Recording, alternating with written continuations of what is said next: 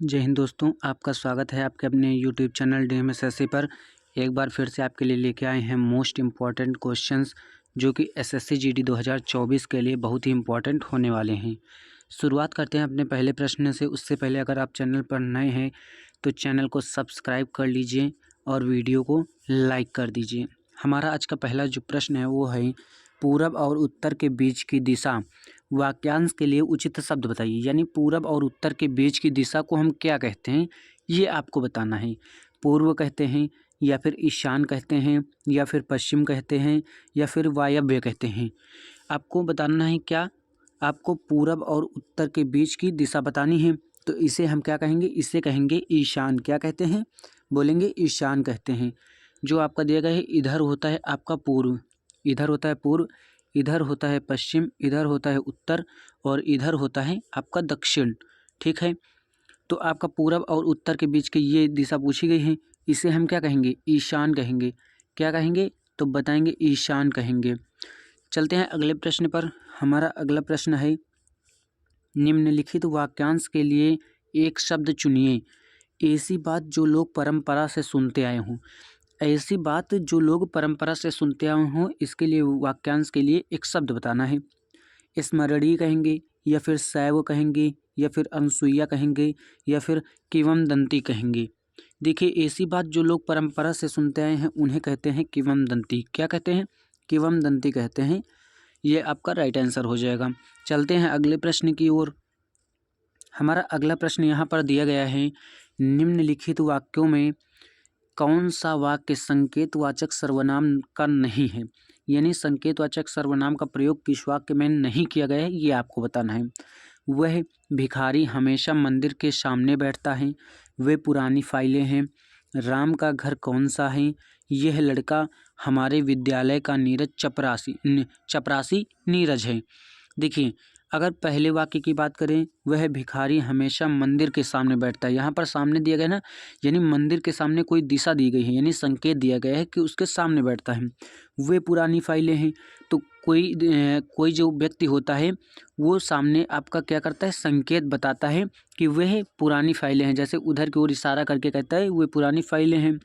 राम का घर कौन सा है, इसमें देखो नहीं पता चल रहा है कि हमारा यहाँ पर संकेत कौन सा दिया गया है। ठीक है, तो यहाँ पर राइट आंसर क्या हो जाएगा, राम का घर कौन सा है। इसमें आपका संकेतवाचक सर्वनाम का प्रयोग नहीं किया गया है। ठीक है, चलते हैं अगले प्रश्न की ओर। हमारा अगला प्रश्न यहाँ पर दिया गया है, निम्नलिखित में से किस एक वाक्य में सर्वनाम के प्रयोग संबंधी अशुद्धि है। सर्वनाम के प्रयोग संबंधी अशुद्धि किस वाक्य में है, ये आपको बताना है।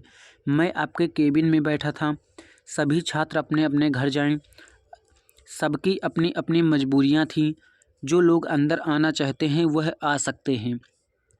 देखिए, जो आपका कहा गया है सर्वनाम के प्रयोग संबंधी अशुद्धि, सर्वनाम के प्रयोग संबंधी, तो वो किस में है, वो दिया गया है जो लोग अंदर आ सकते हैं। यानी क्या दिया गया है, जो लोग अंदर आना चाहते हैं वह आ सकते हैं, ये दिया गया है। लेकिन ये आपका त्रुटि है, कहाँ पर, वह में। वे आपका कौन सा है, सर्वनाम है। यानी सर्वनाम संबंधी अशुद्धि किस में है, ऑप्शन 4 में है, यानी ऑप्शन डी में है। जो लोग अंदर आना चाहते हैं वह आ सकते हैं, ऐसा नहीं होना चाहिए। वह की जगह क्या होना चाहिए, वे अंदर आ सकते हैं। क्या होना चाहिए, वे होना चाहिए। ठीक है, चलते हैं अगले प्रश्न की ओर। हमारा अगला प्रश्न यहाँ पर दिया गया है, निम्नलिखित शब्दों का सही पर्यायवाची शब्द विकल्पों से चुनिए। यानी जो आपका नदी शब्द दिया गया है, इसका पर्यायवाची शब्द आपको बताना है कि कौन सा होगा। तरंगिणी होगा या फिर सरोज होगा या फिर हिमनद होगा या फिर चपला होगा। देखिए, जो नदी का पर्यायवाची शब्द होता है वो कौन होता है, तरंगिणी होता है। क्या होगा, तरंगिणी होगा। तरंगिणी आपका बिल्कुल राइट आंसर हो जाएगा। चलते हैं अगले प्रश्न की ओर। हमारा अगला प्रश्न यहाँ पर दिया गया है, निम्न मुहावरे को किस विकल्प द्वारा पूर्ण किया जा सकता है। ठीक है, गागर में आगे रिक्त स्थान दिया गया है। आगे कहा गया है इनमें से कौन सा होगा, गागर में सागर भरना या फिर गागर में पैसा भरना या फिर गागर में पानी भरना या फिर गागर में दूध भरना। देखो, जो हमारा मुहावरा होता है वो क्या होता है, गागर में सागर भरना होता है। यानी ऑप्शन ए होगा। क्या होगा, गागर में सागर भरना, यानी ऑप्शन ए आपका बिल्कुल राइट आंसर हो जाएगा। चलते हैं अगले प्रश्न की ओर। हमारा अगला प्रश्न यहाँ पर दिया गया है, नीचे दिए गए वाक्य में रेखांकित अंश के स्थान पर सबसे उचित विकल्प कौन सा होगा। वह धीमी स्वर में बोला, यह जो आपका धीमी दिया गया है इसके स्थान पर क्या होना चाहिए ये आपको बताना है। वह धीमे स्वर में बोला, वह धीमो स्वर में बोला, वह करुण स्वर में बोला, या फिर वह गुस्से स्वर में बोला। देखिए यहाँ पर क्या होना चाहिए, धीमी की जगह यहाँ पर होना चाहिए धीमे। वह धीमे स्वर में बोला ऐसा होना चाहिए, यानी ऑप्शन ए आपका बिल्कुल राइट आंसर हो जाएगा। चलते हैं अगले प्रश्न की ओर। हमारा अगला प्रश्न दिया गया है, राहुल के स्वभाव में क्रोध का भाव अधिक है, रेखांकित अंश का विलोम शब्द कौन सा है। यानी जो आपका दिया गया है क्रोध, जो आपका शब्द दिया गया है क्रोध, इसका आपको क्या बताना है, विलोम शब्द बताना है। ठीक है, घृणा होगा या फिर क्षमा होगा या फिर ईर्ष्या होगा या फिर दया होगा। देखिए जो आपका क्रोध का विलोम शब्द होता है वो क्या होता है, क्षमा होता है। क्या होता है तो बताएंगे क्षमा होता है। ठीक है, यानी ऑप्शन बी आपका बिल्कुल राइट आंसर हो जाएगा। लेकिन जो क्रोध का विलोम होता है वह दया भी होता है, लेकिन यहाँ पर दया इसलिए नहीं दिया गया है क्योंकि जो एसएससी बोर्ड ने माना है वो क्षमा माना है। ठीक है, तो यहाँ पर हम क्षमा में लगाएंगे, यानी बी ऑप्शन आपका बिल्कुल राइट आंसर हो जाएगा, जो कि एसएससी बोर्ड ने माना है। ठीक है, चलते हैं अगले प्रश्न की ओर। हमारा अगला प्रश्न यहाँ पर दिया गया है, यह रास्ता है सावधानी से चलो, उपरोक्त वाक्य में रिक्त स्थान की पूर्ति शुद्ध वर्तनी वाले सही शब्द द्वारा कीजिए। शुद्ध वर्तनी वाले शब्द का यहाँ पर चयन करना है। यह रास्ता दुर्गम है, यह रास्ता दुर्गम है, यह रास्ता दुरंगम है, या फिर यह रास्ता दुर्गम है। देखिए यहाँ पर होना चाहिए क्या, यह रास्ता दुर्गम है। क्या होना चाहिए तो बताएंगे दुर्गम है, यानी ऑप्शन ए आपका बिल्कुल राइट आंसर हो जाएगा। चलते हैं अगले प्रश्न की ओर। हमारा अगला प्रश्न यहाँ पर दिया गया है, रेखांकित अंश को नीचे दिए गए उपयुक्त विकल्प से बदलो, प्रतिदिन रियाज करने के कारण वह प्रवीण हो गया। प्रवीण मतलब क्या होता है, दक्ष होता है। क्या होता है, प्रवीण मतलब दक्ष होता है, और प्रवीण को कुशल भी कह सकते हैं। क्या कह सकते हैं, कुशल भी कह सकते हैं। ठीक है, तो हमारा दिया गया है रियाज। रियाज की जगह आपको बताना है कि क्या होगा उपयुक्त शब्द, कसरत होगा या फिर अभ्यास होगा या फिर उपासना होगा या फिर आसन होगा। देखिए यहाँ पर रियाज की जगह पर जो शब्द प्रयुक्त होगा वो आपका होगा अभ्यास। क्या होगा, अभ्यास होगा, यानी प्रतिदिन अभ्यास करने के कारण वह प्रवीण हो गया, यानी ऑप्शन बी आपका बिल्कुल राइट आंसर हो जाएगा। हमारा अगला प्रश्न यहाँ पर दिया गया है, निम्नलिखित में से किस वाक्य में निर्माण के विलोम शब्द का प्रयोग हुआ है। निर्माण के विलोम शब्द का प्रयोग देखना है। निर्माण का विलोम क्या होता है, विनाश होता है। क्या होता है, विनाश होता है निर्माण का प्रयोग विलोम शब्द। प्रकाश हमेशा तिमिर का नाश करता है। नाश, हाँ बिल्कुल सही, यह निर्माण का विलोम ही है, यानी आपका राइट आंसर क्या हो जाएगा, प्रकाश हमेशा तिमिर का नाश करता है, यानी ऑप्शन ए आपका बिल्कुल राइट आंसर हो जाएगा। ठीक है, चलते हैं अगले प्रश्न की ओर। हमारा अगला प्रश्न यहाँ पर दिया गया है, निम्नलिखित वाक्य में अशुद्धि पहचाने। तलवार एक अच्छा अस्त्र है। यहाँ पर अशुद्धि क्या है, अस्त्र है या फिर तलवार है या फिर अक्षा है या फिर एक है। देखिए दिया गया है तलवार एक अच्छा अस्त्र है, अस्त्र दिया गया है, जबकि तलवार कैसा है, तलवार आपका शस्त्र है। क्या है तो बताएंगे तलवार जो आपका है वो शस्त्र है। ठीक है, तो यहाँ पर राइट आंसर क्या हो जाएगा, अस्त्र, यानी अस्त्र में आपका त्रुटि है, अशुद्धि है, अस्त्र नहीं होना चाहिए, यहाँ पर होना चाहिए क्या आपका, यहाँ पर होना चाहिए शस्त्र होना चाहिए। ठीक है, चलते हैं अगले प्रश्न की ओर। हमारा अगला प्रश्न यहाँ पर दिया गया है, निम्न में से किस वाक्य में खिन्न के सही पर्यायवाची शब्द का प्रयोग हुआ है।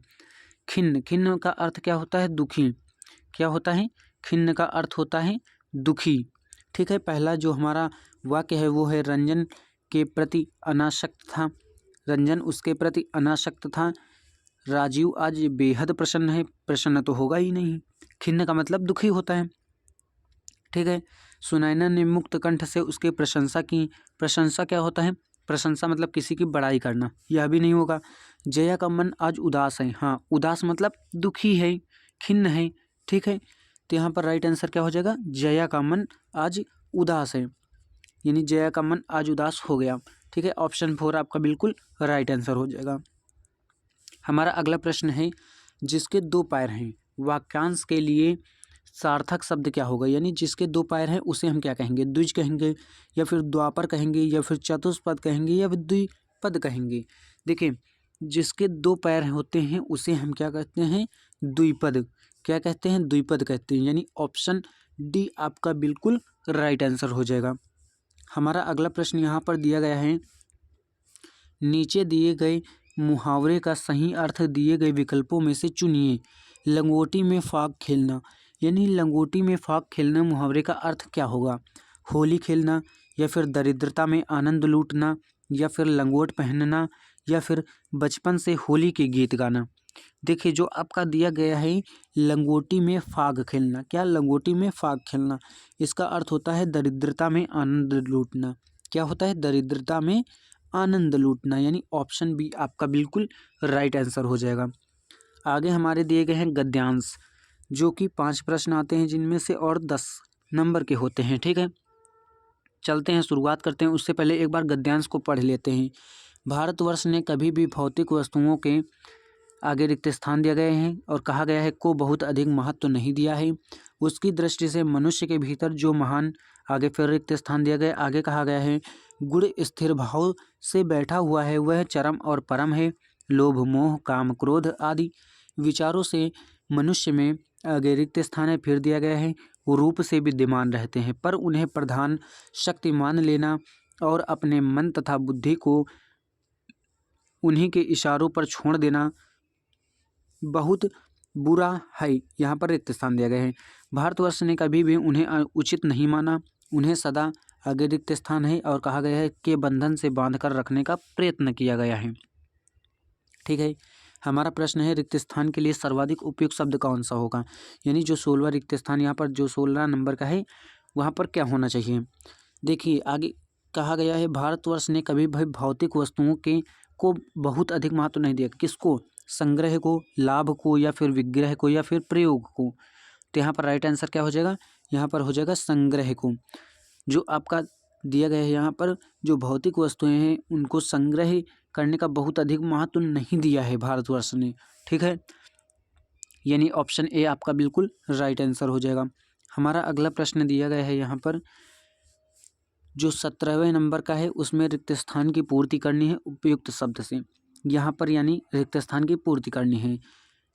उसकी दृष्टि से मनुष्य के भीतर जो महान गुण स्थिर भाव से बैठा है, कौन सा गुण? महत्वपूर्ण गुण, या आंतरिक गुण, या फिर बाह्य गुण, या फिर विशेष गुण?